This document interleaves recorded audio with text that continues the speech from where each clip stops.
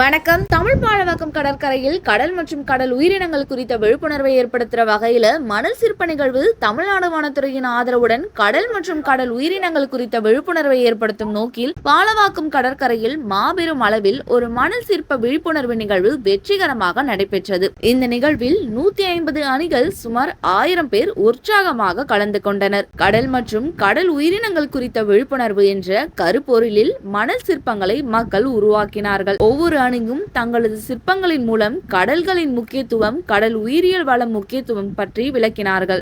So we are from Ishwari Engineering College and we are from MBA department. நாங்க இந்த octopus எதுக்கு பண்ணிருக்கோம்னா, இது என்ன ரெப்ரசென்ட் பண்ணதா, இப்போ இந்த ஆக்டோபஸோட டென்டிகல்ஸ் எப்படி ஸ்ப்ரெட் அவுட் ஆயிருக்கும், அந்த மாதிரி we should be spread out and we should protect the sea creatures and everything. And what else is that, இப்போ ஒரு பிளாஸ்டிக்ஸ் எல்லாமே ஒரு லெவல் ஆஃப் ஃபிஷ் அனிமல்ஸ் மட்டும் அஃபெக்ட் பண்ணாது. இது எல்லாத்தையுமே இந்த டீப் சீ கிரீச்சர்ஸ் கூட அஃபெக்ட் பண்ணுது. So this is what we are representing. அது மட்டுமல்லாமல் பாதுகாப்பதற்கான அவசியத்தையும் வலியுறுத்தினார்கள். ஓகே, என்னோட பேர் தரணிகா. நாங்க எங்களோட டீம் செல்லம்மாள் விமன்ஸ் காலேஜ்ல இருந்து வந்திருக்கோம். இப்போ எங்களோட தீம் என்னன்னா சேவ் டர்ட்டில். அதாவது இப்போ டர்ட்டில் நிறைய சாப்பிடுறது பிளாஸ்டிக்கால தான். ஏன்னா டர்ட்டில் ஜெல்லி ஃபிஷ்ன்னு நினைச்சு பிளாஸ்டிக்கை சாப்பிட்டு அதோட சுவாச குழாயில சிக்கி இறந்து போகுது. இப்போ இது நம்ம எப்போ அதிகமா சீரியஸா எடுக்க ஆரம்பிச்சோம்னா 2015 பசிபிக் ஓஷன்ல ஒரு டர்ட்டிலோட நோஸ்ல பிளாஸ்டிக் ஸ்ட்ராஸ் மாட்டிட்டு இருந்திருக்கு. அது சயின்டிஸ்ட் எடுக்கிற வீடியோ வேர்ல்ட் வைட்ல வைரல் ஆச்சு. அதுக்கப்புறமா தான் நம்ம டர்ட்டில பாதுகாக்கணும் அப்படின்ட்டு நிறைய ஃபோக்கஸ்லாம் கொடுத்தாங்க. இப்போ நாங்க பண்ணிருக்கிறது பாத்தீங்கன்னா, இது பிக் டர்ட்டில், இது பேபி டர்ட்டில். அது எக்ஸ் பொறிஞ்சு வர்றது அதே மாதிரி நாங்க அந்த போர்டு வச்சிருக்கிறது ரீசன் என்னன்னா, டர்ட்டில் நம்ம கிட்ட கேக்குது சேவ் ஆஸ்.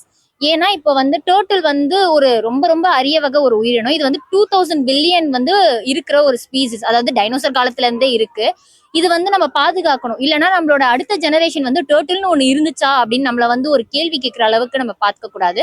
இப்போ வாலண்டியர்ஸா இப்போ இந்த டர்ட்டில் சேவ் பண்ற ஒரு வாலண்டியர்ஸ் என்ன பண்ணிருக்காங்கன்னா, 2 lakhs பேபி டர்ட்டில்ஸை பாதுகாத்து அது ஓஷனுக்கே திரும்பி அனுப்பியிருக்காங்க. செகண்ட் டர்ட்டிலுக்கு நிறைய ஸ்பெஷாலிட்டி இருக்கு. இதுக்கு மெமரி பவர் அதிகமா இருக்கு.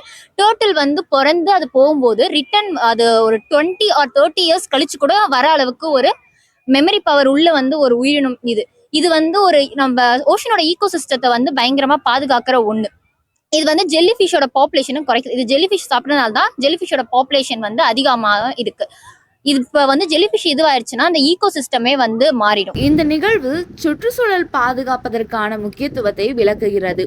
கலை மற்றும் சுற்றுச்சூழல் பாதுகாப்பை இணைத்த இந்த முயற்சி பொதுமக்கள், குறிப்பாக இளைஞர்கள் மத்தியில் கடல் மற்றும் மாசுபாடு, காலநிலை மாற்றம் மற்றும் மனித அலட்சியத்தால் கடல் சூழலுக்கு ஏற்படும் பாதிப்புகள் குறித்து வலுவான விழிப்புணர்வை ஏற்படுத்தியது. கடல்கள் மற்றும் கடல் உயிரினங்களை பாதுகாப்பதில் அனைவரின் பொறுப்பையும் இந்த நிகழ்வு நினைவூட்டியது.